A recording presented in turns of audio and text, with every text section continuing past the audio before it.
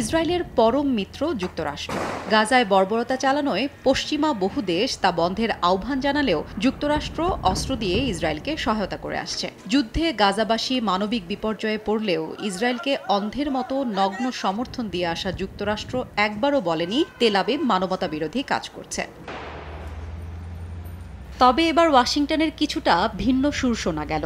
দেশটি বলছে ইসরায়েলের সেনাবাহিনী মানবাধিকার লঙ্ঘন করেছে। তবে একথা গাজায় হামলা চালানোর দায়ে বলেনি বাইডেন প্রশাসন, বরং গাজা যুদ্ধ শুরুর আগে কয়েকটি ঘটনার জন্য এমন কথা বলছে দেশটি। গত কয়েক বছরে অধিকৃত পশ্চিম তীর এবং জেরুজালেমে এসব ঘটনা ঘটেছে।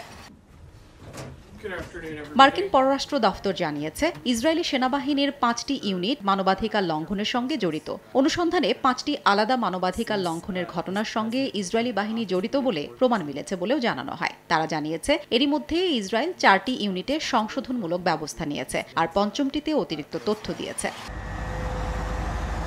তবে এত কিছু সত্ত্বেও ইসরায়েলকে অস্ত্র সরবরাহ বন্ধ করবে না বলে জানিয়েছে যুক্তরাষ্ট্র। এর অর্থ হল সমস্ত ইউনিট মার্কিন সামরিক সহায়তা পাবে। ওয়াশিংটন ইসরায়েলের প্রধান সামরিক সমর্থক। তারা প্রতি বছর $300 কোটি অস্ত্র এবং প্রতিরক্ষা ব্যবস্থা সরবরাহ করে আসছে। যুক্তরাষ্ট্রের আইন অনুযায়ী কোনো বিদেশি সামরিক ইউনিট মানবাধিকারের চরম লঙ্ঘন করলে তাদের মার্কিন সামরিক সহায়তা থেকে বাদ দেওয়ার নিয়ম আছে।